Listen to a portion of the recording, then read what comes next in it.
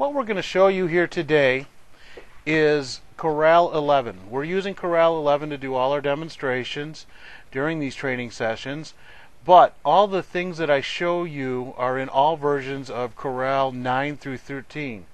Hopefully you're using at least Corel 11 or above. If you're using anything below Corel 9, some of the tools might not be available. I would suggest upgrading to at least Corel 11. Some of the different tools between the different versions, I've been noticing that some tools are a little bit different in Corel 13 than they are in 9. They might be in a different spot, they might have a different look, but if you can't find a tool, please refer to your version of help in Corel to find the tools that we're talking about. If you get to the point where you've reviewed everything and you just can't figure it out, feel free to call our toll-free number, ask for me. Again, my name is Ron, and I will do my best to try to figure it out with you.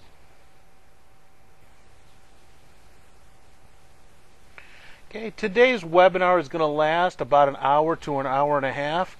Actually, it's going to be closer to 2 hours. Tuesday we went over on our training session, so we might just be under the wire or near it. Today we're going to talk about some different tools and we're going to do some different projects.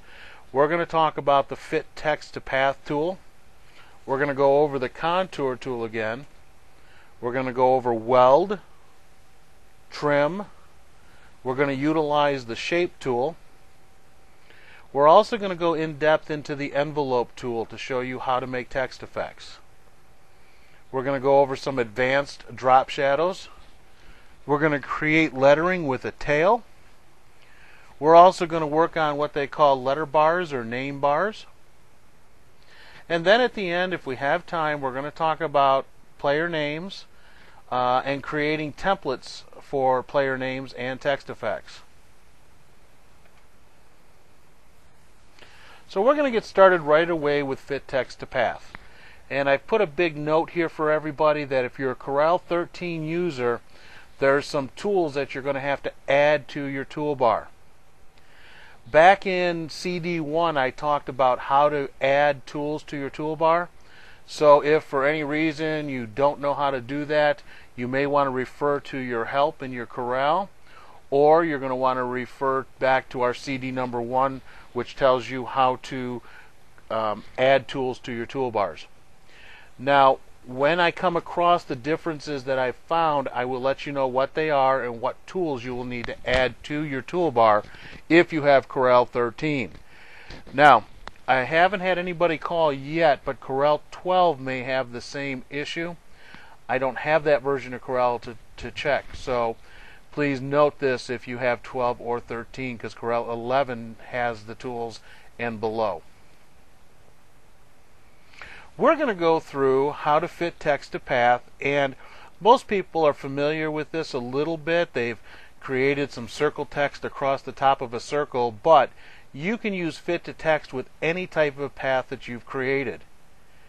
As you see here, I've created a shape, a swirling shape, and I've utilized the fit text to path to get the text to fit and go around the path. Okay, to do that, you want to select the text that you want to use, hold the Shift key on your keyboard, and select the path or the shape that you want to fit the text to.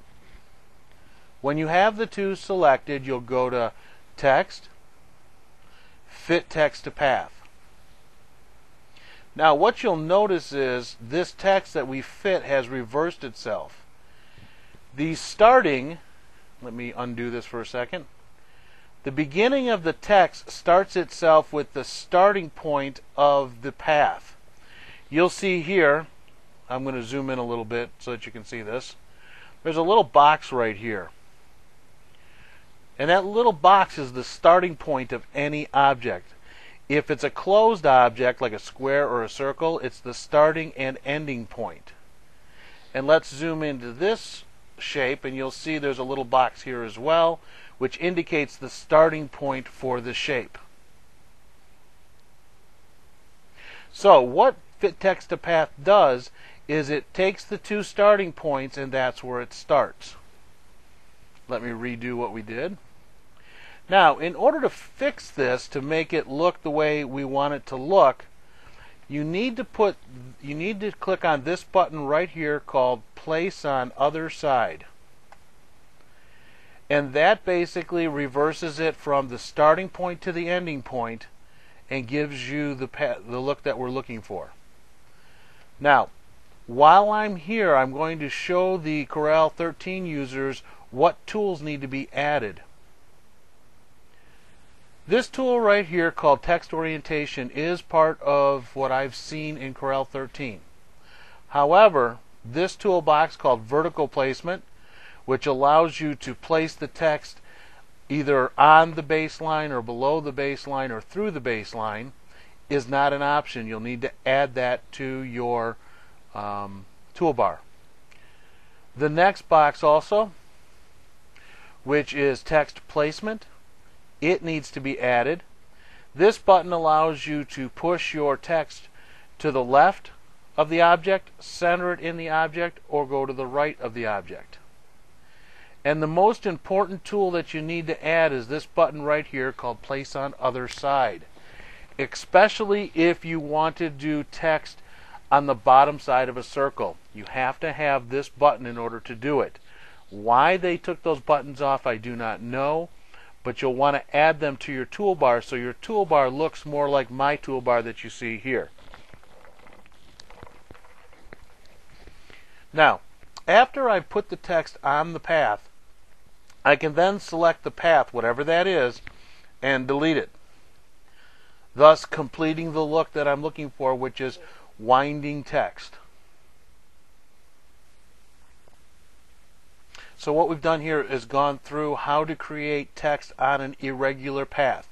You can use your shape tool to create a path, and you can follow text on that path. You can use simple objects to create paths, and then you can fit text to that. So the Fit Text to Path tool is a very powerful tool to use, and if you play with it a little bit, you'll get to learn more about it. I'm going to move on now to fitting text to circles. And what we're going to do here is we're going to create this design right here which says Panthers baseball around a baseball. Now, I brought in my piece of clip art already and I've typed in the lettering. What I need to do is I need to create a circle based on the size of the baseball. So I'm simply going to use my oval tool, draw a circle. Doesn't matter how big at this point because we're going to go in and make an adjustment. I'm also going to zoom in so we can see what's going on here. And all I'm going to do with this oval is I'm going to pull the centers out so it's just on the outside of the baseball.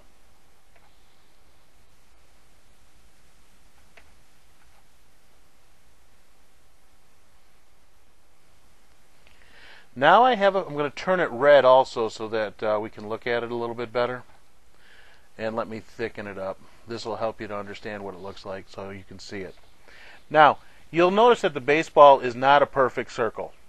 Okay? But what we want to do is make sure that the path is right to the outside points on the top, on the bottom, on the left, and on the right. Once I have the size of the baseball approximated, I'm then going to stretch that line out proportionately by pulling on one of the corners and holding the Shift key on my keyboard.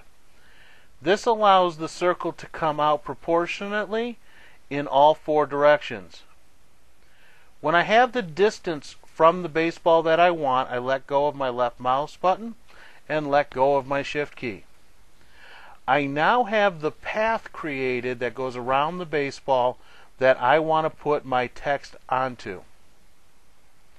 Like I had said previously, fitting text along the bottom of a circle is the most difficult to do. So what I'm going to do that first.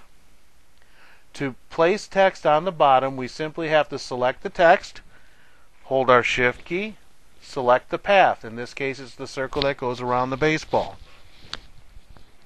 I then want to go to text, fit text to path. You'll notice automatically it puts it across the top of the baseball. That's the easiest to do. We need to get it on the bottom of the baseball. And I'm going to show you the steps to do that. First thing that you want to do in this box right here, which is text placement, we want to put text on the bottom of the circle. The problem is it's upside down and backwards. We then need to click on place on other side, and it's going to put it on the inside of the circle. We're then going to utilize this tool right here called distance from path, and we're simply going to click on the downward arrow till the top of the word baseball touches the line that we've created as our path. Now you can see why in Corel 13 it's very important to have these tools added to your toolbar. Once you're finished, click off so nothing is selected. Now we have to do the word Panthers across the top. Again, I'll select the word Panthers, hold my Shift key, select the arc or the path, the circle, go to text, fit text to path. I don't need to make any changes at this time, although I can if I need to. Now that I'm finished, I can click on the oval or the circle, which is my path, and delete it. I now have the word Panthers on the top and baseball across the bottom. Next thing I want to do is I want to change the color of the word Panthers and baseball to the same color as the threads in the baseball. To do that, I'm going to select the word Panthers, hold my Shift key, select baseball because I want to do it to both of them. I'm then going to utilize a tool that we talked about in Course 3, and I'm going to do this briefly. Under Edit, there is a tool called Copy Properties From. I want to copy all the fill and click on the seam of the baseball. It then copies the fill that's inside the baseball. If you'd like to learn more about that tool, you might want to get a hold of our CD called Course Number 3, which talks all about how to use Copy Properties From. And that's how we've gone ahead and created the baseball and the lettering.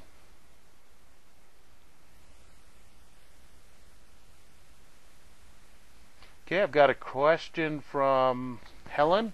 It says, is there an easy way to correct spacing on a baseball? Well, there's a couple of ways that you can do that. I'm going to go back a few steps and show you where it's connected to the circle. Now, if you want more spacing in the word baseball, select the word baseball, go to text, go to format text, and here's where you can add more spacing to your characters. Now, we've gone over this in Corel CD number 1 for those of you who want to learn more about it. But in this case, we're going to add 20% more spacing. Click on OK. Didn't really do very much to the spacing. The other thing that I just did was the quick spacing is when you choose your shape, your lettering. Let me do that again. I'm sorry. I forget that I'm talking sometimes. I've chosen the word baseball. I then click on my shape tool, click on the word baseball again, and I get these little fish bones, which is my quick spacing. If I pull this one to the right, it puts more spacing between the letters. The other arrow is for spacing between words, and you don't usually utilize that very much. Once you have it done, again, you can select delete, and now you've got more space in the word baseball. Hope that answers your question. That was a great question. If it didn't, hold your question till the end, and I'll open up the phone so we can talk more about it. Are there any other questions out there about what we've just talked about?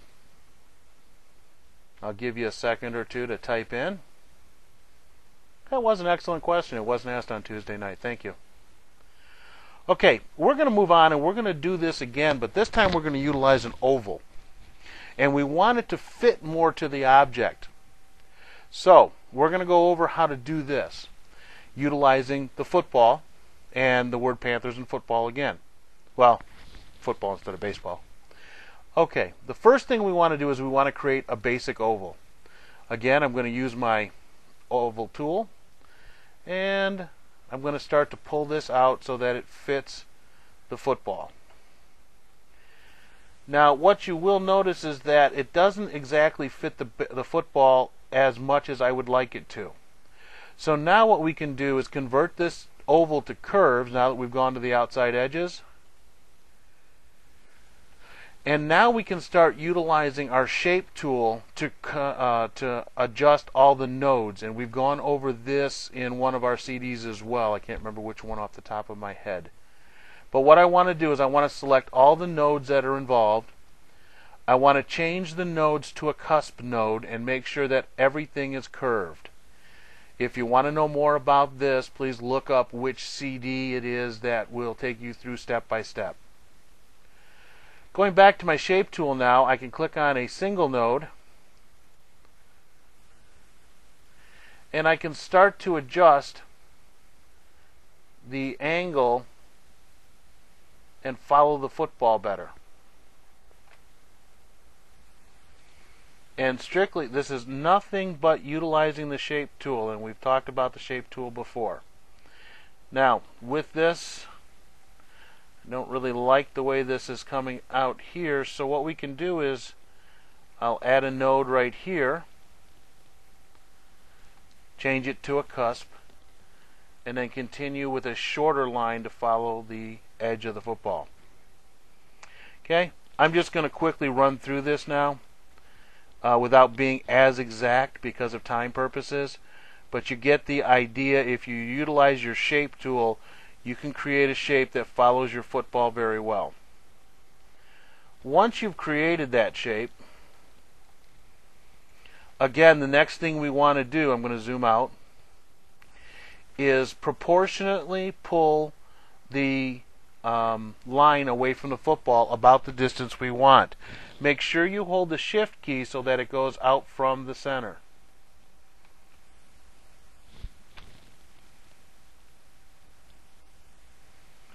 Okay, once you get the distance that you're looking for, then we can go ahead and start to create a path.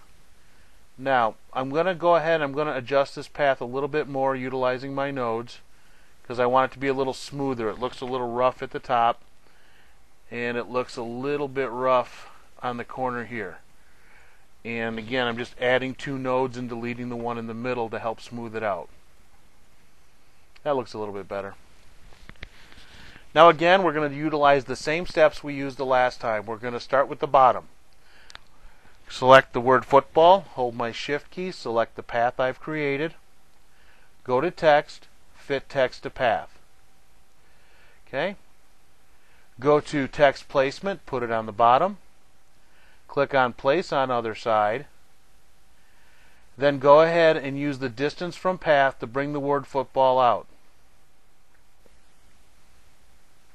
Take the word Panthers, hold my shift key, and go to text, fit text to path.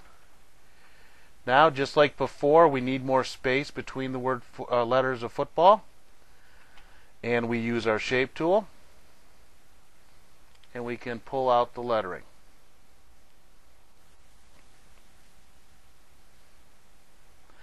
I also notice that we're a little bit still not off the line, so go back to my fit text to path tool and bring it off a little bit more.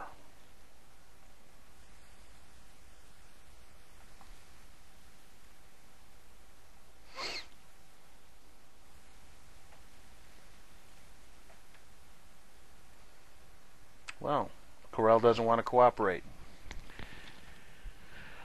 Okay. Okay, it's not letting me go back to make that adjustment, but make sure that you have the lines lined up before you make the space adjustment like we did. Okay, now once we're finished, we can delete the path that we used. We're going to change the word Panthers and football again to the color of the football. Edit, copy properties from, fill, OK. And now we have a finished piece of artwork that looks like the original. Okay, we're going to move on. If there's any questions, let me check.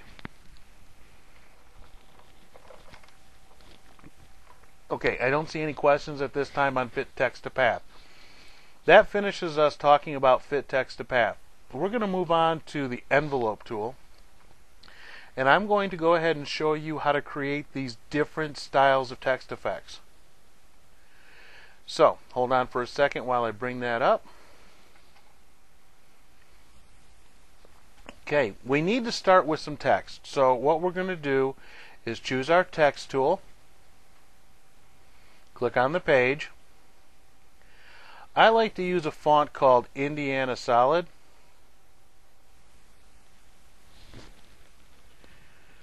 Indiana Solid. It's a nice block style of text. I'm going to type in the word Raiders, all in capital letters.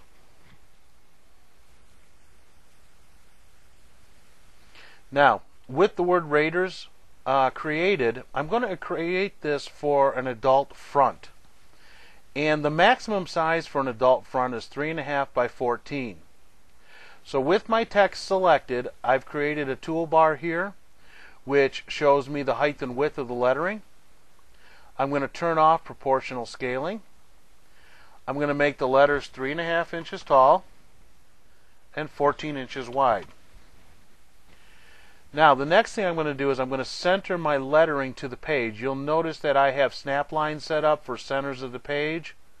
So I'll go to Arrange, Align and Distribute, Center of Page. I'm now ready to start creating text effects based on an adult front, 3.5 inches by 14 inches wide, using a font called Indiana Solid. Let's look at some different perspectives that we can create. Without going to the interactive envelope tool, I can quickly create an angle. By simply selecting the text, you'll notice when I select it for a second time, I get these arrows that go around it. Most of you are probably used to using the corners to rotate the design, but if you use the ones in the middle, you can create what's known as an angle. By simply clicking with your left mouse button and holding and moving to the right or the left, you can create an angle.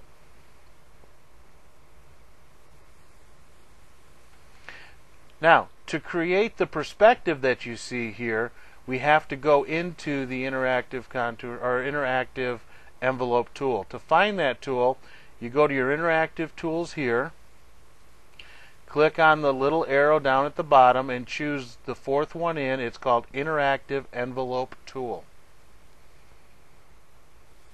Because this is made up of all straight lines, you want to make sure that you click on this button right here called Straight Line Mode.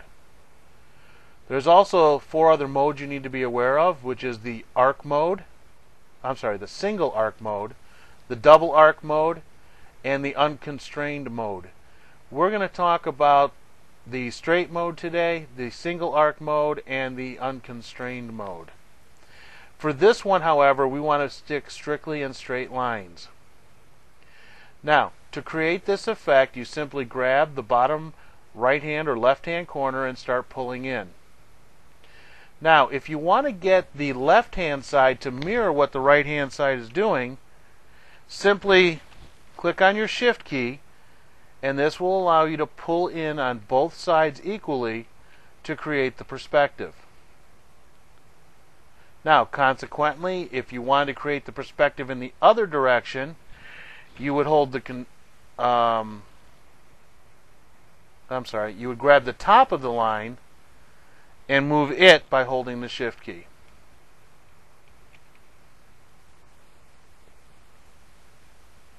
So that's how you can create what's known as an angle or a perspective. Now, based on the sizes that we've done here, this is made up already for an adult. Okay, we're going to move on to how to do a slant and how to do the megaphone effect. Now, with the slant, again, when you select your lettering, you need to get to your interactive envelope tool. And to do this slant, again, we want to be in straight line mode, so make sure that you have that selected. We actually want to pull up on the lettering to create the slant, but we want the bottom to slant with it. So if we hold the Control key on our keyboard, it brings both the top and the bottom up the same distance. So make sure that when you want both the top and bottom to move, you hold the Control key. Consequently, if you were to use the same method by moving the top and you held the Shift key, you've created the megaphone effect. You might want this side to be a little smaller. Again, hold your Shift key. Now you will want to remember this when you create this. Remember I said the maximum height for an adult front is about 3.5 inches? Well, right now our design ended up being 10 inches tall. So in order to get those down to 3 inches tall, it's going to become a little bit smaller. So if I choose my proportionate scale, change my height to 3.5 inches, you'll notice now I'm only about 5 inches wide. You can stretch that out if you like. Again, you have up to 14 inches. Take proportional scaling out. Go to 14 inches.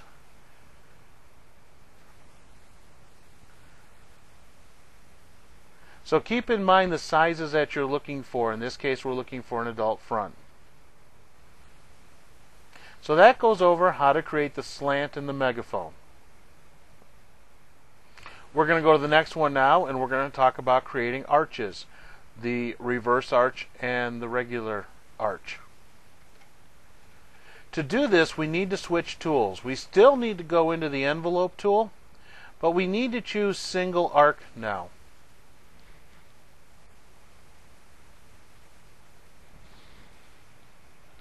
I've accidentally deleted my center line, and I needed that. So I brought a center line into the page. Now, to create the arc, normally you're going to bring the center or the top to the middle of the lettering. That's why it's important to center your lettering on your page and have a center line going down the middle and across the middle. So to do this, again, let's make sure we have the envelope tool turned on, single arc turned on. I'm going to click and hold with my left mouse button on the bottom of the lettering, and you'll see the arc start to appear. Now again, in order to get the top to move, I have to hold my Control key. And I've now created an arc approximately half the distance of the lettering from the center here. Okay? So that's how you would create an arc.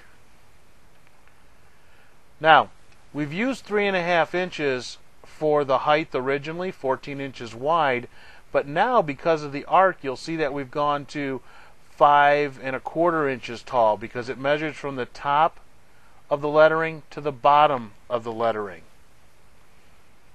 In this case, if we were to go with this 14 inches wide and about 5.5 inches tall, you would end up starting to get a little bit larger, what they call a pro front.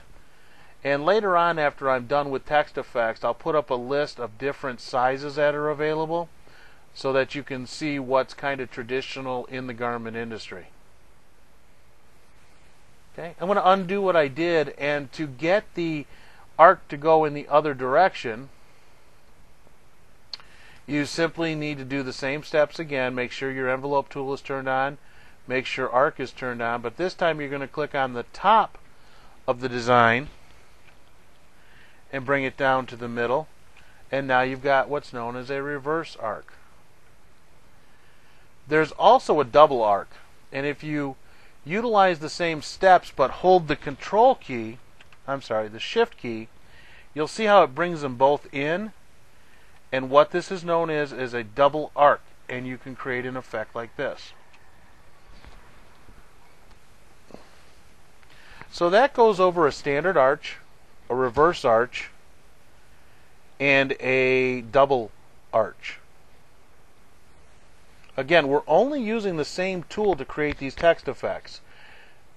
The envelope tool is a very great tool when you're creating these text effects, and later on I'm going to show you how you can make these text effects as a default text effect, like a template, so that you can just go in and change the lettering whenever you're done. Let's move on to a bridge. And the bridge is pretty simple. It's utilizing the same arc, which is a single arc, but instead of holding a control key or a shift key, you're simply going to bring up the bottom part of the bridge to create a straight top with an arc across the bottom to create the bridge.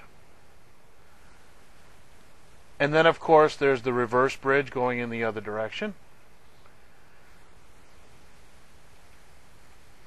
Now, by showing you how to create a bridge and a reverse bridge, let's work on a more advanced text effect that we call the bookend bridge. I'm also going to take the time to show you how to create this in two colors, and we're going to go into adding clip art and gradient effects.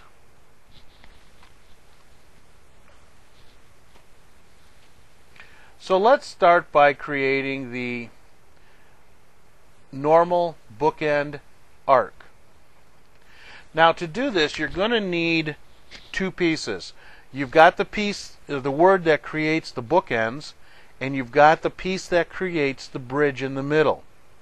I'm going to walk you through step by step how to do this, and let's get started. With my lettering the size that I need it, I'm simply going to copy this, go to Edit, go to Copy, and paste it right on top of itself. Edit and paste. I'm also going to change the color right now on the front so that you can see visually what's going to happen. The first thing we need to do is we need to create the bridge. So I choose my interactive envelope tool, make sure I'm set for single arc, bring the bottom part of that bridge up just to center or just past center, depending on how thick you want it to be. I then need to take this and convert it to curves. So we're going to go to Arrange, Convert to Curves. Now I need to get rid of the R and the S, and the best way to do that is to click on my Shape tool and delete all the nodes that create the letter R and create the letter S. What I now have finished is the arc part, or the bridge part, of the bookend bridge. I now need to do the background, or the letter R and the letter S, the two bookends. To do that, I select that type. Remember, we duplicated it and put it on top of itself. I go to Arrange, Convert to Curves, use my Shape tool, and delete all the nodes that make up the letters in between. I now have the arc and the bookends. I select the arc, hold my Shift key, select the bookends, and then go to Arrange and Combine. Now I have what's known as a bookend arch. Let's say I want this to be two colors. I want a foreground and a background. Let's go back into our interactive tools and let's go over briefly again the interactive contour tool. Now, for this, because it is such a thick block style, we want to create a foreground by going inward on the contour tool. So click on Inside. Set the number of steps to 1. In this case, we're going to use a thickness of 0.1, which is almost 1/8 of an inch. And we're going to utilize the color red. And you'll see how simply we've created a two-color contour look around the letter R.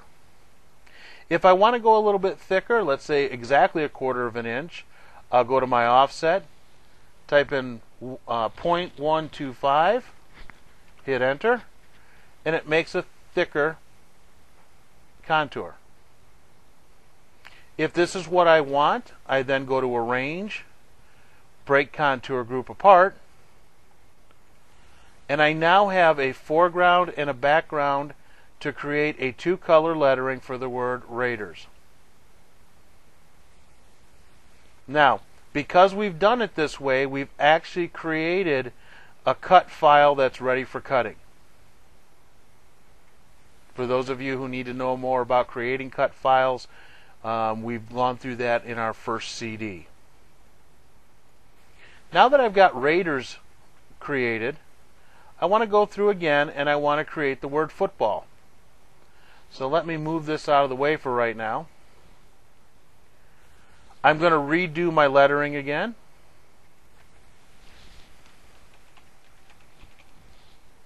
Would help if it was all in capitals. This time I'm going to use the word football though for the bottom. Change that to the same type style I used before, which was Indiana solid. Make it 3.5 inches tall, 14 inches wide. Center it to my page. And now I need to create the bottom bridge with the bookends. So we're going to walk through those steps one more time. With the object selected that I've created for my text, I'm going to copy it. This time I'm going to use my shortcut keys on my keyboard, Control-C and Control-V to paste it. I'm going to change the color so you can see how this works again. I'm then going to go back and use my interactive envelope tool. Make sure I'm set to single arc. Grab the top this time because we want this to go down. And I'm going to go just past center again. Then with it the way I want it as far as height goes, go to Arrange, Convert to Curves. Choose my Shape tool now. Get rid of all the nodes that make up the letter F. Choose the word football. Convert it to curves. Choose my Shape tool. Get rid of all the lettering that make up the letters in between the F and the L. Choose the reverse bridge that we did. Hold my Shift key. Choose the F and the L, which are the bookends. Then I'm going to use this shortcut key right here called Combine. Now I'm going to create the two colors. Go back to my interactive tools. Choose Interactive Contour. All the settings, because we just did them for the word Raiders, should be set exactly the way I want it. To activate the tool, I simply click on the fill color, choose red again, and now I have the contour created exactly like the last one I did. Then I need to go to Arrange, Break Contour Group Apart, so that now I have two separate pieces, a foreground and a background. Put it into position. Bring the word Raiders up into position. Center everything from left to right by selecting it all. Use my interactive Align and Distribute. Choose Center. Click on Apply, so now everything is centered on itself. Close that window. And there we have the words Raiders Football with a reverse bookend arc and a standard bookend bridge, sorry. Now if we want to, we can actually bring in a piece of clip art. I'm going to go back to that football that we had. Sorry, it's on another page. Go to Window, go back to my other page.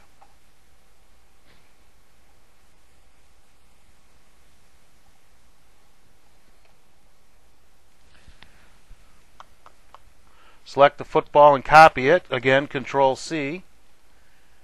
Go back to the window I was working on. Control-V, bring the football in. I can bring it up to the size that I want. And I might even stretch it out a little bit to make it fit a little bit better.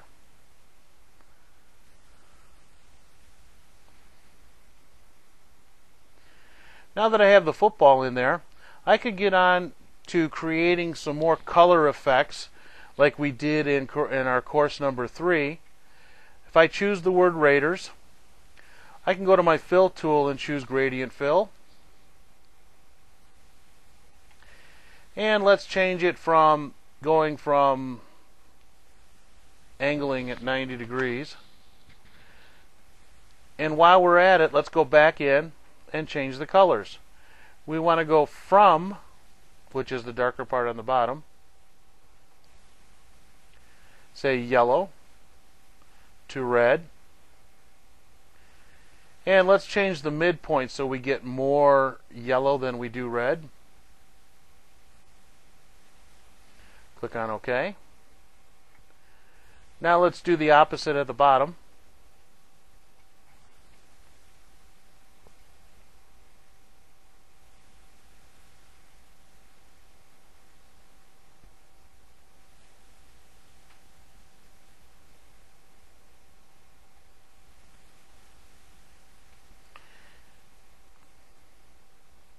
Again, add more yellow to it by using midpoint. And now what we have is something that we could send to a company like what we do and do some full color twill for you, to where you can create these full color type patterns with your artwork. Now if you want more information on any of that stuff that we just did as the extra stuff, creating the fountain fills, please take a look at our course 3. That will go more in depth into using pattern fills and things like that. If you do sublimation at all, or if you have a printer and you make stickers or transfers of some sort, this would be a great way to utilize some of that stuff. Let's move on to the last text effect that I'm going to show you how to do, which is a wave. And later on, again, I'm going to show you how to make a template out of this. But for now, we're going to show you how to do it. There's one tool that we really haven't covered in the envelope tool, and that's this one right here. We're not going to cover the double arc. We're going to cover the unconstrained mode. And if you're used to using nodes, then you're used to using this tool. Because what it allows you to do is when you select one of these grab handles, it treats it like a node. Now, like I've taught you in the past, you want all nodes to be changed to cusp so that you have a complete control over your design over all aspects. So we're going to select all the nodes and we're going to change them to cusp. We're also going to make sure they're curves, which these are. Now, with that selected, I can utilize the grab handles individually to start to create this type of effect called a wave. And all you're doing at this point is you're utilizing it just as if you would an object, but you're making the changes to actual text. And why is that important? Well, it's important if you want to make a template out of this. Because now that you have the wave selected and you've got it created, you can actually go in and change the letters to anything you want them to be. If we go to text and edit text, we could actually type in the word bulldogs. Click on OK, and it applies the wave effect to bulldogs.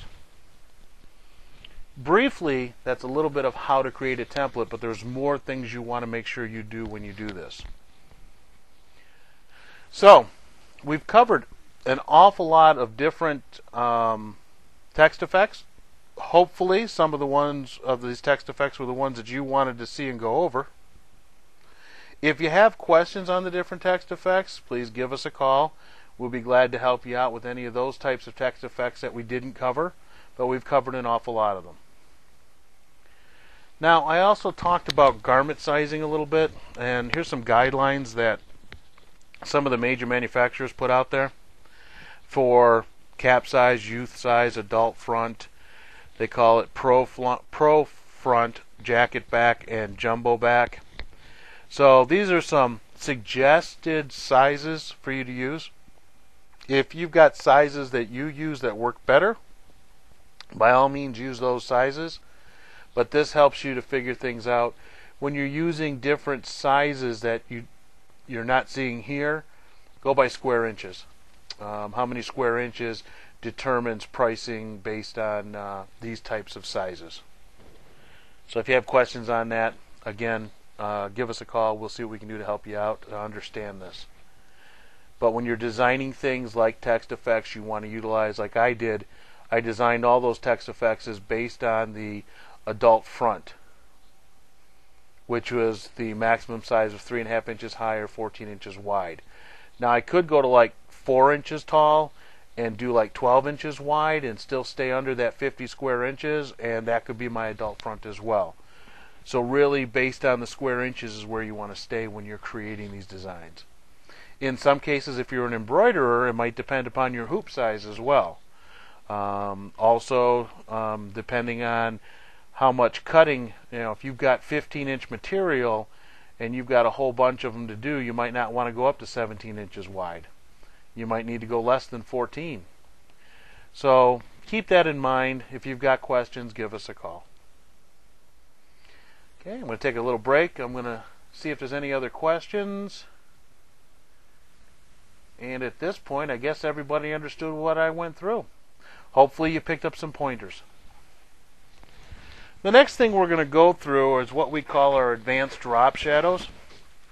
And we've covered drop shadows a little bit on CD number 1, but they were real basic drop shadows. We're going to get into some more drop shadows which will allow you to create different effects. So I'm going to kind of walk you through these. And again, if you have questions, please utilize the question and answer area on the right-hand side of your screen, and we'll do the best we can to get them answered.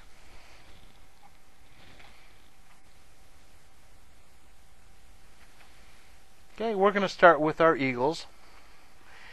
And we're not going to go through typing the text in again. You'll notice here that this text size is actually 3 by 12.5, trying to stay under the 50 square inches. So this is what we're going to utilize to create with. So if we take a look at the design, we're able to see we've got a blue foreground and then a black background with, let me zoom in so we can see this, with a contour. So we're going to utilize one of the special effects which allows us to put a slant on the design. We're also going to use the contour tool again, and then we're going to utilize the weld tool to bring the other two colors together to create the background. So let me step you through that. First thing I want to do is I want to match the color, which is the foreground, so we're going to change this to blue. I'm also going to duplicate this because this shadow here requires an exact duplication in the exact spot. So I'm going to go to Control D. I'm sorry. We want to duplicate in the exact same spot. We have to copy and paste it on top of itself.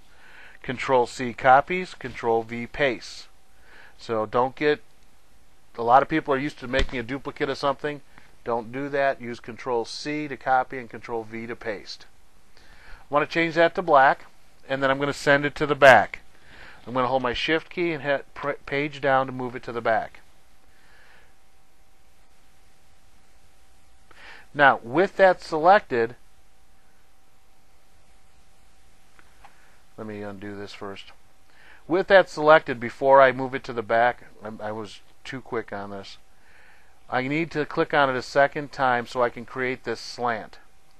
So I'm going to grab the middle grab handle like I showed you before and create the slant. Now, with this slant for this shadow, you want to really over-exaggerate. Normally you wouldn't use a slant this big when you're creating single text effects. However, with this drop shadow, you're going to want to overextend the shadow. Now we want to move it to the back. Hold my Shift key, page down. The next thing that we want to do is we want to create that contour. So I'm going to go back into my interactive contour tool. This time we want the contour to go to the outside, so we need to specify to the outside. Again, we only want one step, and then we want to set the size that we want. In this case, I'm going to go a little bit smaller. I'm going to go to 0.1. And the color that we want is black. So I'm going to choose the color fill and choose black. When I've got it the way I want it, I go up to Arrange, break contour group apart. The reason for that is so that I get two separate pieces. Now that there's two separate pieces, I need to select the shadow and the outline. So the first thing I'll do is select the outline. I know I have it selected because it tells me I've got a black object selected, and the bounding boxes only go around here. Hold my Shift key, select the shadow. Once the two objects are selected, the Quick Weld tool comes into effect, so I'll click on that.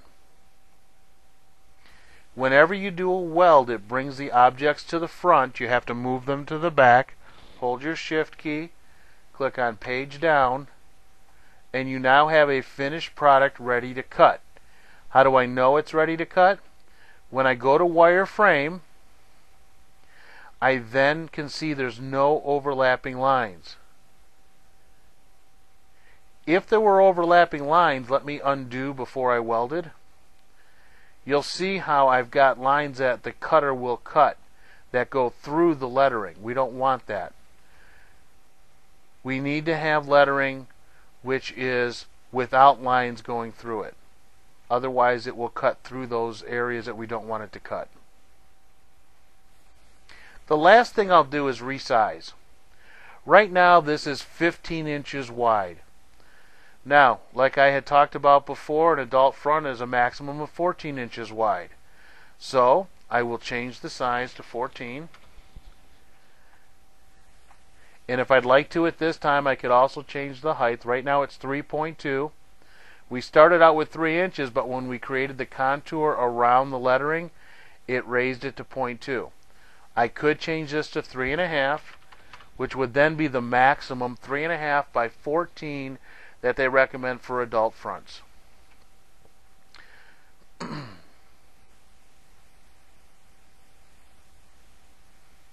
Okay, let's move on to the next drop shadow, which is an outline drop shadow. And this one we've actually covered once before, but I want to cover it again because this is probably the most popular drop shadow that people go with.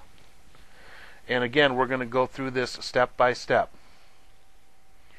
First thing we want to do is change the foreground color. We want to create a contour around the lettering. Go back to the interactive contour tool. In this case, it's already set up. We want to go to the outside. We only want one step. We want 0.1 for a thickness. But then we need to reactivate it to get it to work. So we need to choose on our color and choose black.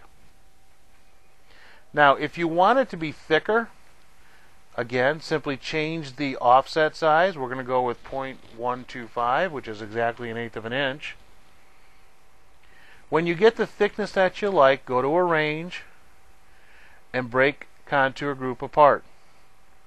This gives you the two different foreground and background pieces.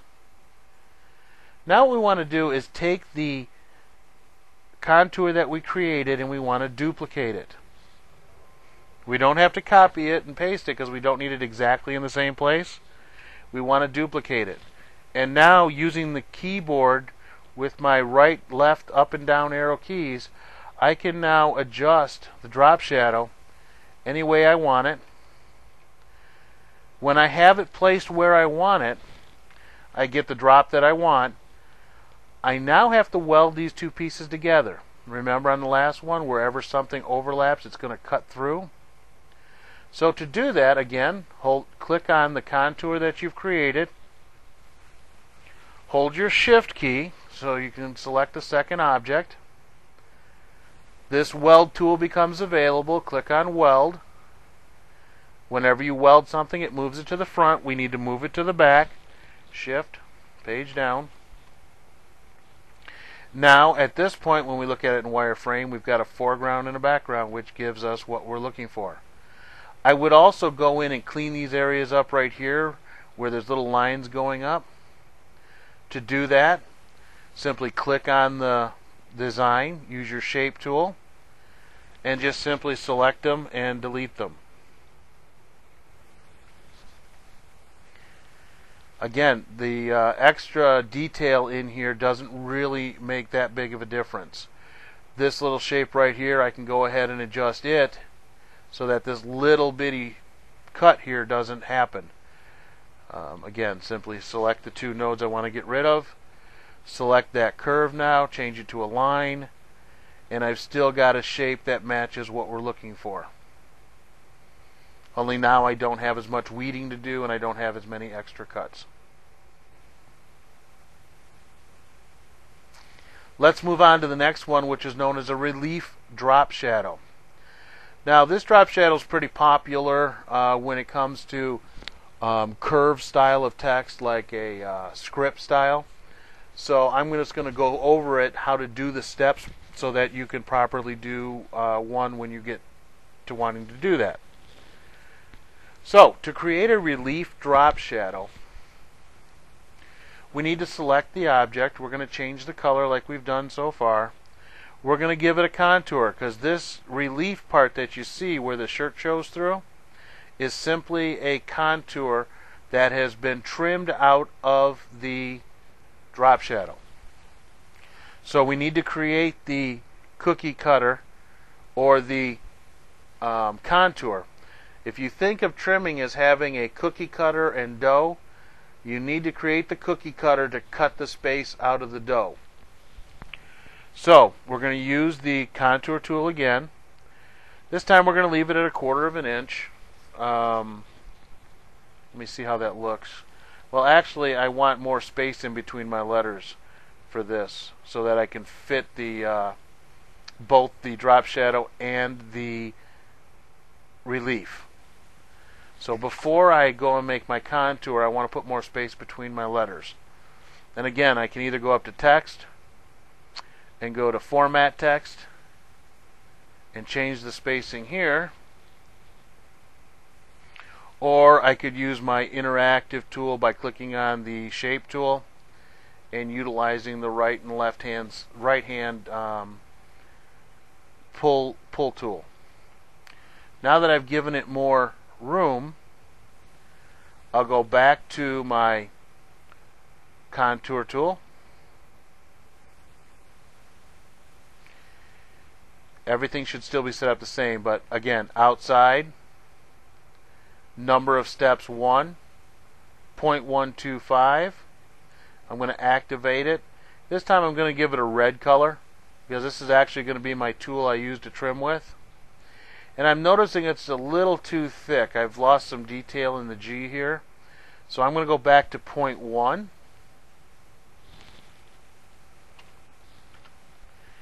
Okay, and I'm starting to get more detail. Maybe I want it a little bit less. Let's try 0.08. Okay, I've got now more detail in my insides of my letter, which will look better when I create the trim on the drop shadow. Once I get the size that I want, I go to Arrange and break Contour Group apart. I now have the foreground and the background. In this case, we actually want to duplicate the foreground. So how do I know I have the foreground selected? When you select it, that blue color is there, so I know I've got it. I'm going to hit Control D on my keyboard. Then, utilizing my keys, I'm going to move the drop shadow to where I want it. I'm also going to change it to black so I can tell the difference. And once I have it positioned where I want it, I'm going to move it to the back. So I'm going to hold my Shift key, press Page down on my keyboard, or if you're not good at keyboard shortcuts, go to Arrange, Order to Back. Now what I'm going to do is I'm going to utilize what's known as the Trim tool. And we're going to talk about that a little bit so that you understand it. Under Arrange, under Shaping again, you're going to get a flyout menu, which allows you to utilize many different tools.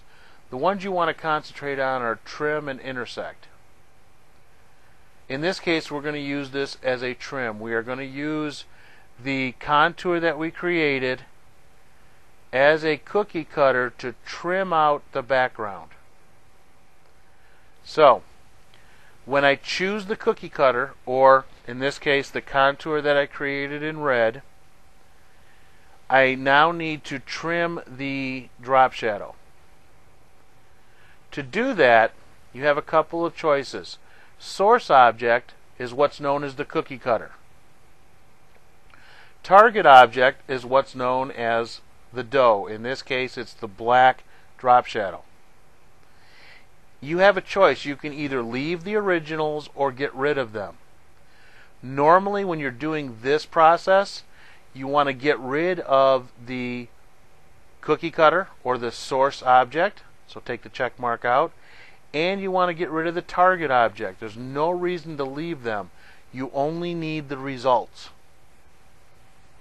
Then you're going to click on trim, and you're going to get an arrow that's asking, what do you want to trim? Click on the drop shadow, and you'll see that we have now created the drop shadow with a relief in it.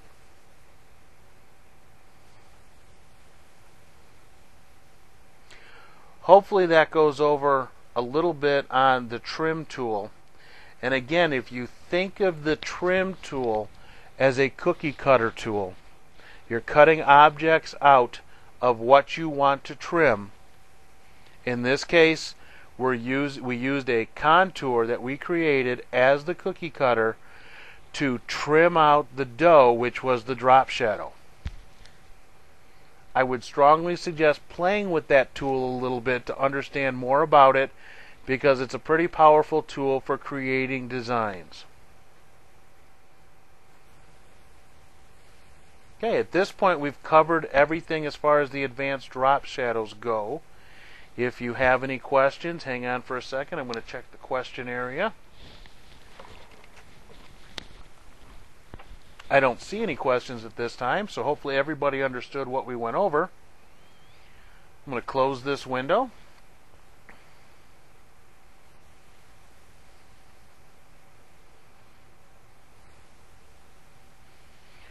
And again, the same thing with the drop shadows that I showed you. You want to go with standard sizing like we've talked about. So again, here's the guidelines for the standard sizing.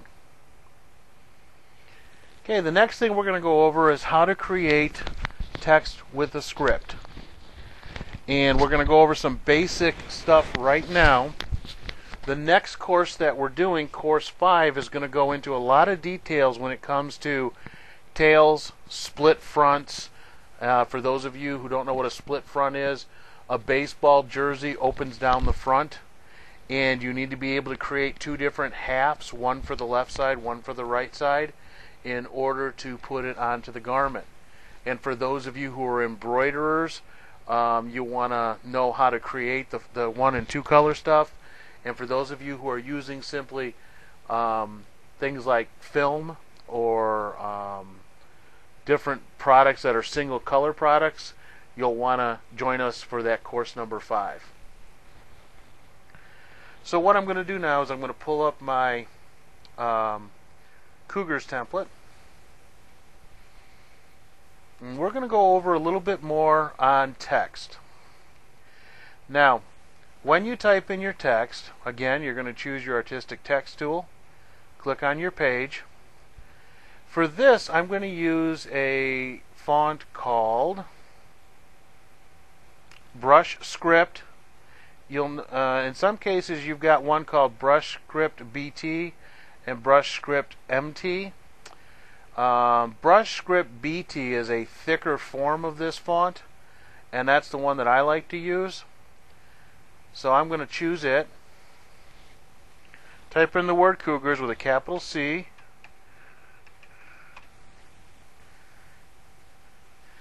Now, when it comes to script style of text, when you're talking about text, you're normally talking about cap height. So if we're going to create text based on 3 inches tall, we're talking about the capital letter. So how do I know that this capital letter is 3 inches tall? in order to find that out, what I need to do is simply draw a box. Make the height 3 inches tall for the box. I'll do it proportionately. Now, when the bottom of the letter C and the top of the letter C fill this box, I know that my cap height is 3 inches tall. So I'll move it until it touches. I'll zoom in so we can get a better look.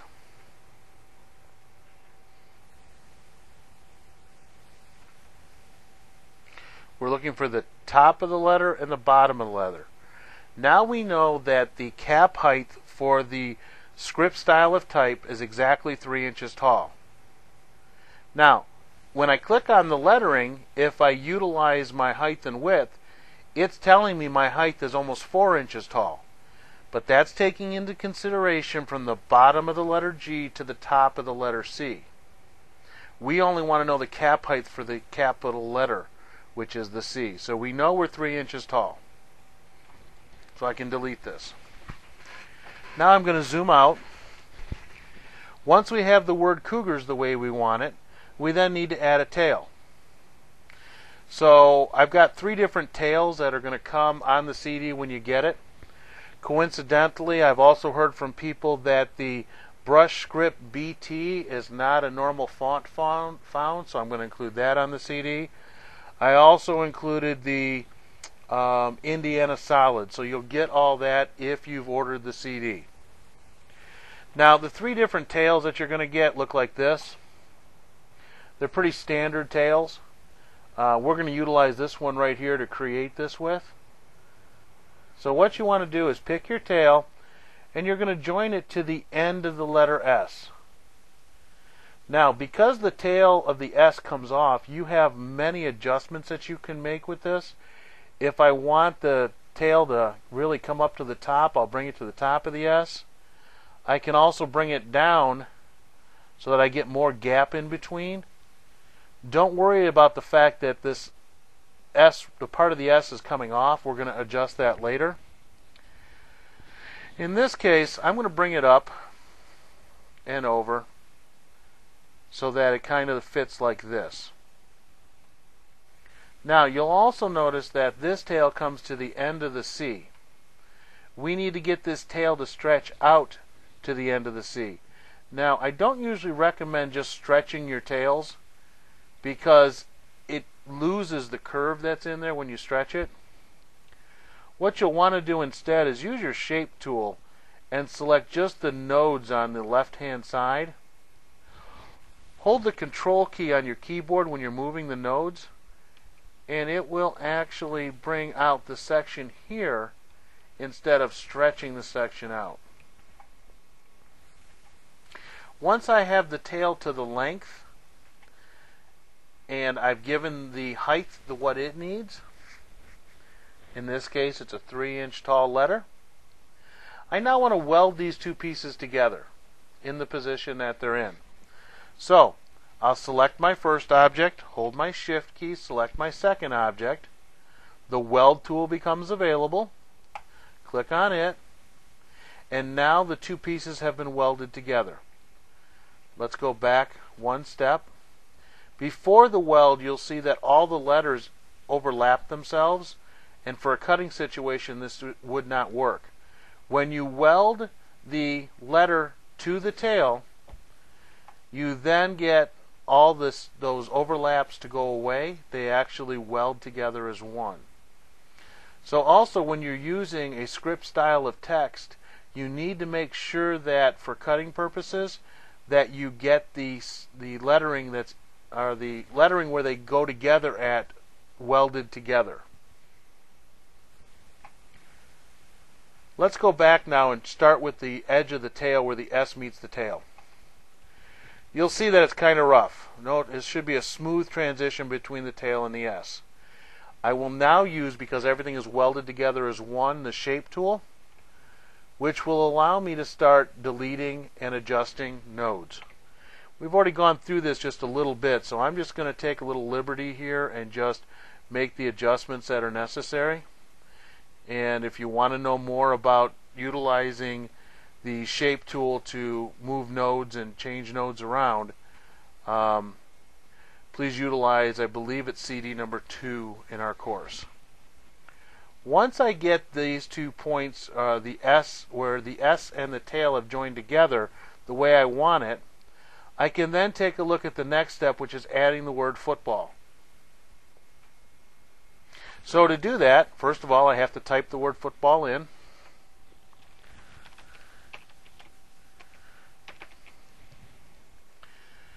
Make it the font that I want. In this case, I'll use Arial. Whoops. I'll just use a standard Arial, and I'll make it bold. Now, what I want to do is make this about as wide as what I see here. The edge of the L goes to the middle of the S, and the edge of the F comes right into this point here. So if I move the word football up here, I can make it about the size that I'm looking for. You'll notice that, and I'm going to change the color so that we can visually see it, it's a little bit taller than it needs to be. So we need to use another tool that we've already discussed today, which is this tool right here called the Interactive Envelope tool. And we need to make that word football fit better into that tail. We need to follow the curve of the tail. So to do that, I want to make sure that I have selected the unconstrained mode. I want to make sure that all my nodes are in cusp mode and they're all curves. I can then utilize each individual handle as a node, and I can start to bring in the nodes to start to follow the edges of the tail. So the first thing I need to do is bring things down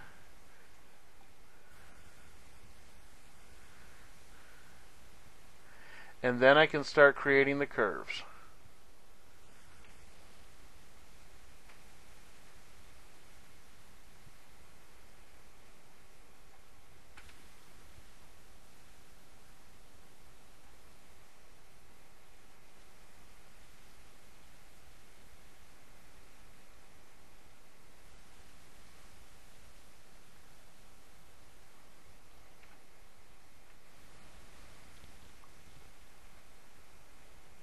Now, all I'm doing is utilizing the techniques that we've talked about before, and if we take a look at this right now, it tends to start to follow the design. You can get more accurate. For example, I want the curve, I want to change this curve a little bit between here and here. I can add a node. Just make sure when you add a node you change it to cusp, because you want to be able, and then delete the center node. And now, as you see, I've followed upward a little bit of what that shows. Now I'll do the same at the bottom.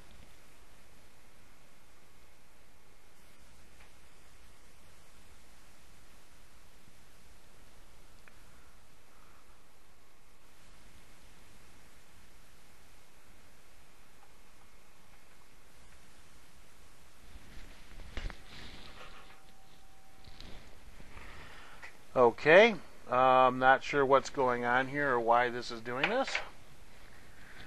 If you'll hold on for just 1 second, I'm going to try to adjust the situation.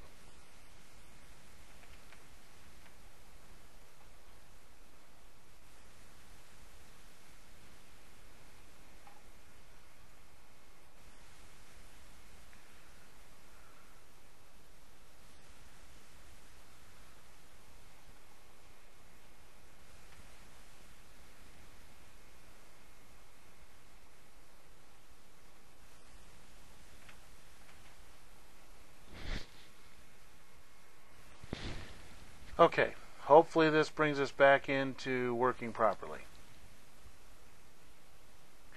Now, once I have the word football adjusted the way that I want it, I'll select my pick tool, and I can now combine this with the background by selecting the word football, hold the shift key, select the word Cougars, then go to arrange and combine, and now we have the tail with the text as you see it. Now, again, with the height and the width, you want to pay attention to the sizes, so you would adjust sizes from here. And that's how you would create a text effect with a tail. Now, we utilized the interactive tool that we talked about earlier for text effects. We did the weld, and we added a tail. If you end up with having questions on this, please give us a call, and we would be glad to go ahead and help you with that.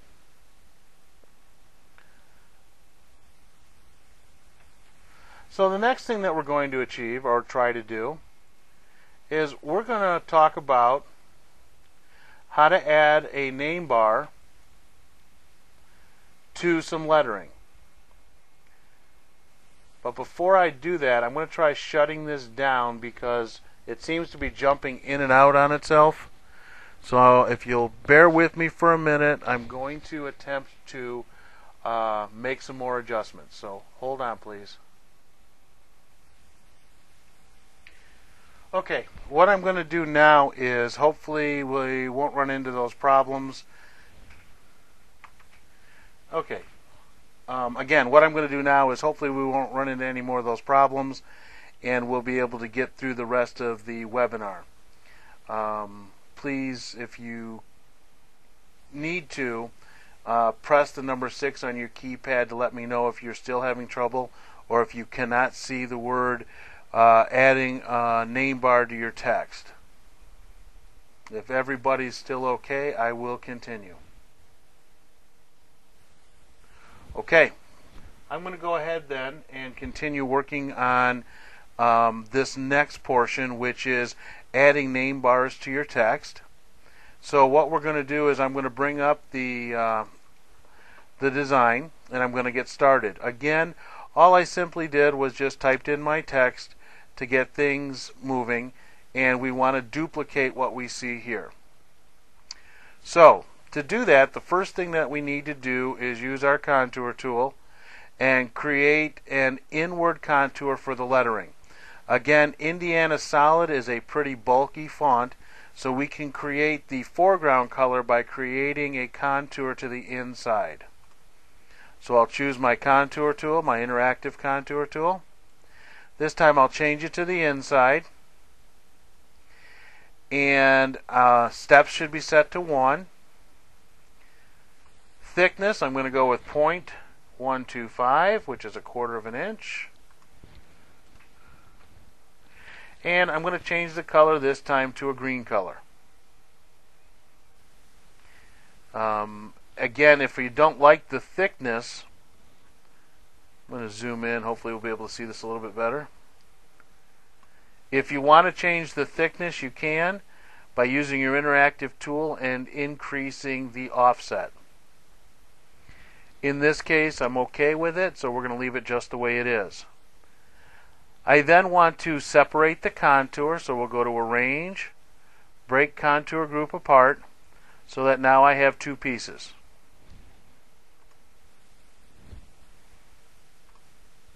With the 2 pieces that I have, I now want to create the bar. And what I'll do is use a standard shape tool, which is the rectangle tool. Start out by drawing the bar. And the bar should be about 1/2 inch to 2 inches past the lettering on each side. Now I'm going to round the ends of the bar. Up here, where we can round corners. Let's try 25. That's not enough, so we'll just change it to something else. Let's try 75. That produces a nice round border for me. And I want to make sure that the thickness is set to about the thickness that I see on the letter S. Again, I'm going to change this to the same color green that I've used for my foreground.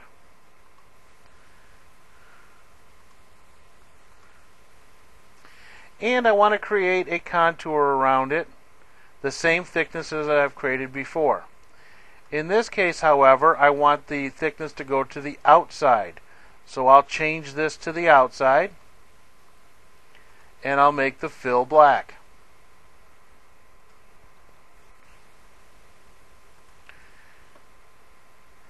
I then need to separate it. So I'll go to Arrange, Break Contour Group Apart, and again I now have two pieces. So now I need to add the word Spartans.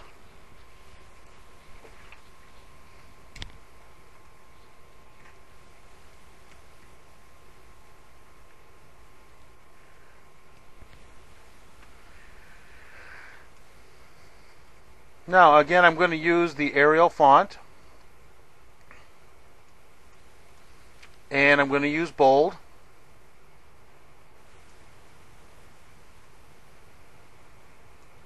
And it's not as bold as I like, so there's another font called Arial Black, and that makes it even bolder.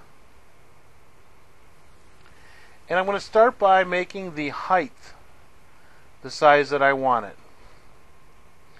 Once I have the height the size that I want it, I'll move it over so the S is in the position here, the way I want it.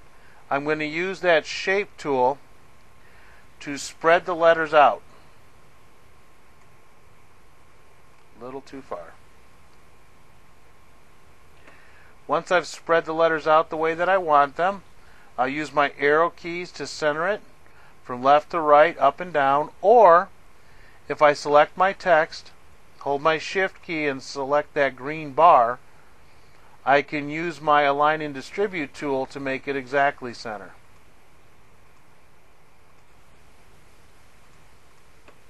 Now at this point it looks like it's done. It looks like the original. However, again, if we look in wireframe mode, we have overlapping lines. So we need to make this so that it doesn't have overlapping lines. And let's walk through that. First thing I need to do is this black border needs to be welded to the black border for the lettering. But it also needs to be used as the cookie cutter or the trim for the letter M, S, and C. So we're going to start by using it as a trim tool. However, this time I'm going to leave the source object turned on so it doesn't get rid of it when it's done trimming. I'm then going to click on Trim, pick what I want, in this case the lettering M, S, and U. When it's finished, it should result with a hole in the middle of the M, S, and the U. Now I can take this black oval or black bar, hold the Shift key, select the background contour, and weld those two pieces together. Now if you remember, whenever you weld something, it moves it to the front. Simply go to Arrange, Order to Back. Now what I want to do is I want to take and combine all the green pieces with the word Spartans. But before I do that, I have to ungroup this group of letters. After you have trimmed it, you have to ungroup it if you want to combine it. So we're going to ungroup it, combine it as one piece, then hold our Shift key, select the bar, and then select the lettering. Now I'm going to go to Combine again. The reason that it turned black is because I chose the lettering last. So we're just going to reverse that. I'll choose the lettering first, then the bar, then the MSU, weld it together. Now I've got all the pieces together in one, and I've got a foreground and a background. And you'll notice now I have no overlapping lines. Okay, I've noticed I've got some questions, so bear with me.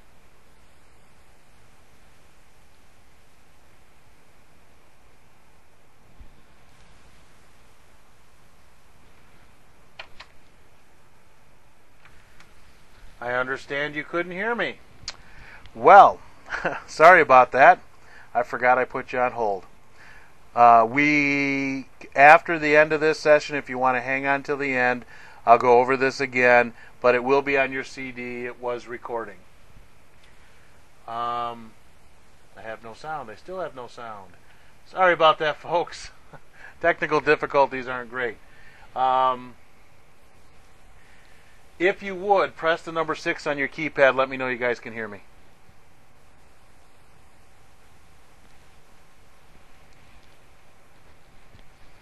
Is anybody there?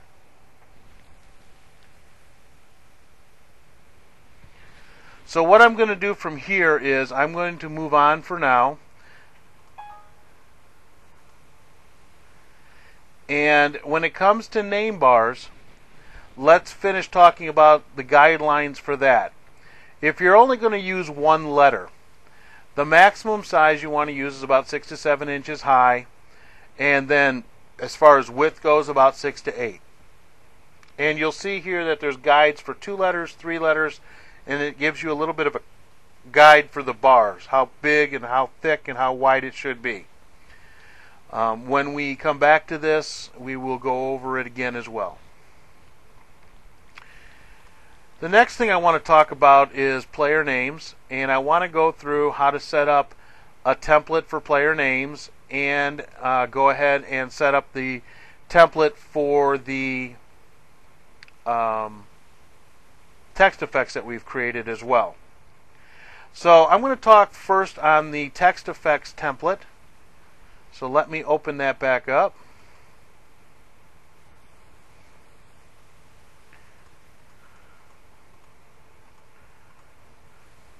Okay, and we're going to make a template out of the wave file. So the first thing I have to do is recreate the wave.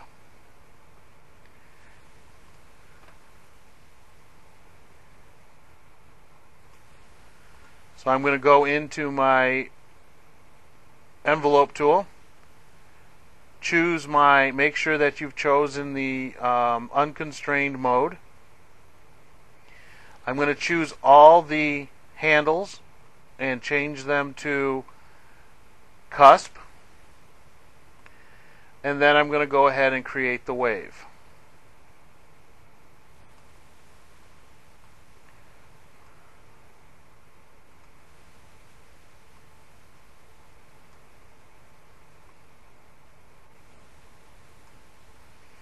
Now, at this point, you would save this as a template, and then when you bring it in, you can go ahead and change the lettering. However, there's a couple extra steps that I want you to use when you're going to create your template.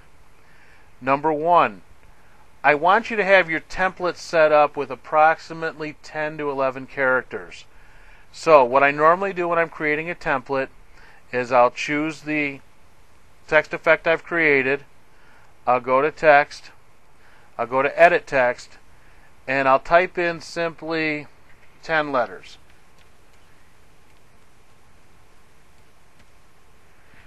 Let's see, 1, 2, 3, 4, 5, 6, 7, 8, 9. One more. Now, the reason why you want to use 10 or 11 letters is so that you have a good sizing for width. When you get smaller names in there, like 4 letters, you want it to be able to fit properly for the wave. So you want to have your template set up with about 10 or 11 characters in it so that you can get a decent spectrum for small letters as well, 3 or 4 letter words as well as 10 or 11 letter words. Okay, the other thing that you want to do is all the lettering should be centered. This way it draws the design centered in the design and not flush left and not flush right. So once you've done that, click on OK. Now you can save the file. So when you come back in again, you can change the text in the file to anything that you want, and it'll have the lettering that you need.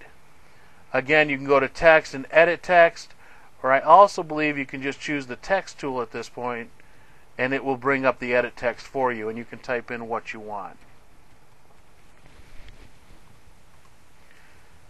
Now it's come up a little short here because of the extra letters that we saved the template as. You can simply, if it is short, stretch it out by utilizing your shape tool. See the rest of the template here?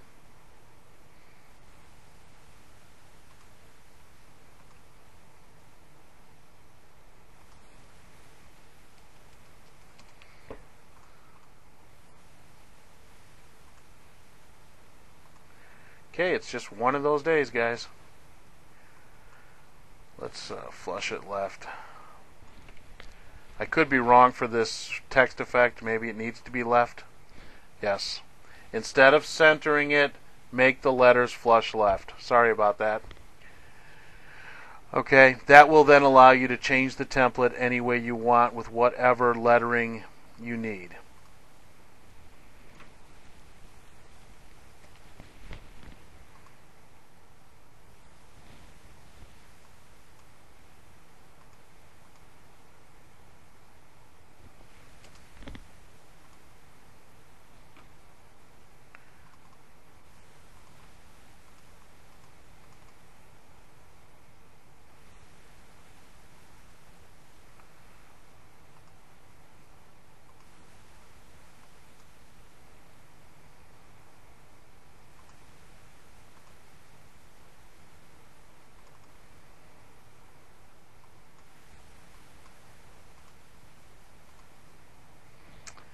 One of those days. If it's not Corel, it's the webinar giving me a problem. Anyhow, I would suggest again you play with this a little bit. Normally when I create these templates, I create them centered and they do work.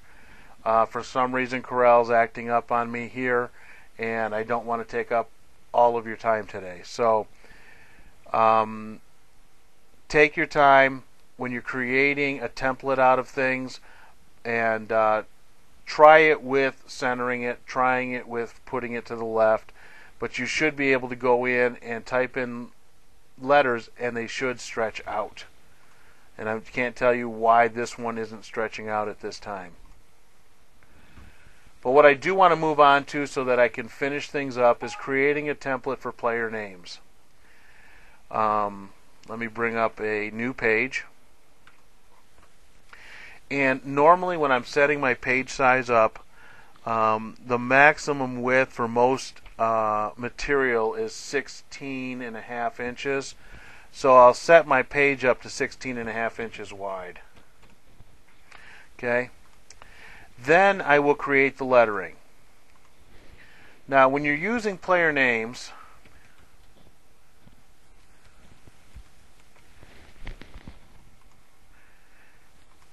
you want to choose the font that you're going to use normally. In this case, I want to use that Indiana Solid.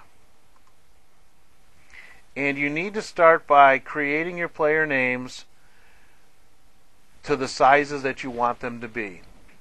In this case, we want the height to be 3 inches tall. Maximum width, normally for adults, maximum width is 14 inches wide. Okay. Once I have the player name with the proper font and with the proper settings, 3 inches tall, 14 inches wide, I can then start to duplicate this. So I'll highlight through the lettering, press Control C to copy, Control V to paste. Now, we've got 2 player names set up at this time. I'm going to use my shape tool and I'm going to shorten that distance between the letters. I'm sorry, between the words. Okay, remember this gives you more spacing between letters, this shortens them between words. Now what I'll do is I'll go through and copy this and I'll paste it so I get approximately 15 player names in here. Now, most rosters for team players call for anywhere between about 12 and 15. If you need to set your template up for more, go ahead, but we're going to do it just with 15 here. Let's see, 1, 2, 3, 4, 5, 6, 10, 11, 12, 13, 14, 15. Good. Now that we have these set up, again, we need to follow the same criteria, which is we need to set the text up properly. We want the text, number one, to be centered, because when you bring in player names, it's going to center from left to right. Then you save this template because we know the lettering is 3 inches tall, 14 inches wide. It's using the font that we want to use.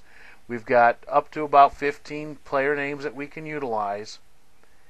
And what will happen from here is with the template created, you should be able to, and I'm hoping this is going to work, okay, if somebody sends you a list of player names, let's say they send you an email, and I'm going to open that email up right now, so please bear with me. I'm going to change the screen so you can see it. Okay. Normally the customer is going to send you a list of player names, and hopefully they've typed it in the way that you want it. Always tell them to type it in capital letters and type it in exactly the way they want to see it, because all you're going to do is select the lettering, copy it, Control C, copies in all programs, and then you're going to take into Corel, select your player names, and then go to paste, Control V. This window should pop up. You want to tell Corel that you want to discard fonts and formatting, because you want to use the fonts and the formatting that you already have set up. So for what you're importing, you want to tell it to discard the fonts and the formatting. Then click on OK. And it changes all the names based on the template that you've set up, ready to cut. Now, you'll see here that it did it properly. Shorter names have become shorter, while the longer names have remained long, up to 14 inches wide. But you'll see here that the maximum width is 11.54, because we didn't utilize as many letters as we set up. When you're setting up player names, you want to set them up for 11 or 12 letters as well. Okay?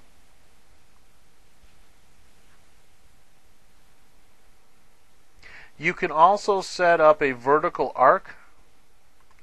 I'm going to undo that paste that we did. And with the vertical arc, all you have to do with the same template that you've created is choose your interactive envelope tool, make sure you're set for single arc, raise up,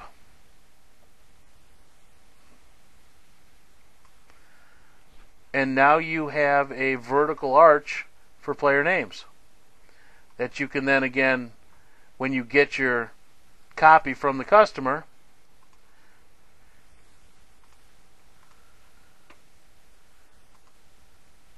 select all the player names and paste, discard the fonts and formatting, and when it does the final install, it leaves the names in an arc. So that's how you can create a vertical arc for your player names and a straight player name template based on the font called Indiana Solid, 3 inches high letters, 14 inches in width, and up to, I think, 14 letters, 12 or 13 letters, whatever you decide to put in.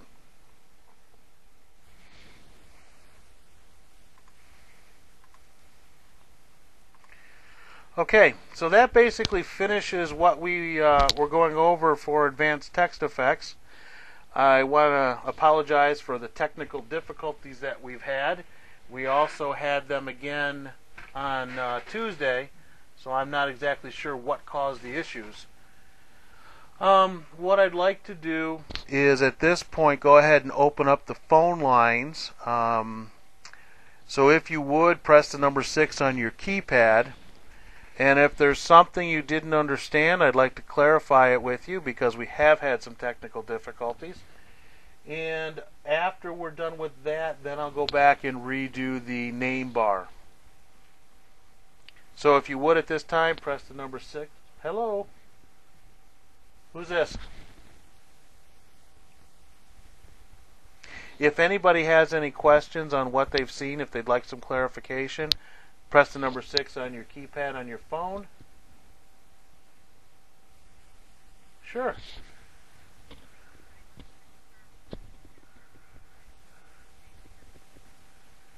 All you have to do is just go to File and Save. Let me back up.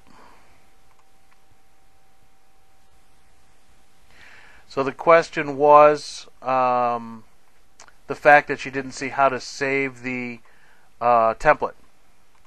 So, okay, I've got the template finished at this point. All you really need to do is go to File, Save As, and give it a name. In this case, I would call it 3-inch Indiana solid vertical arc. And when you come back and you have a list of player names to do, simply open up that file that you've saved, and now you can go ahead and select text and then paste in whatever player names are there.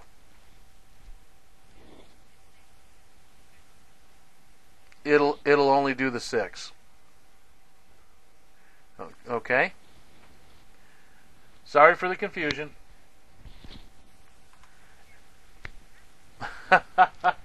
Well, when I have technical difficulties and it takes me off track, my mind isn't set on teaching, it's set on fixing.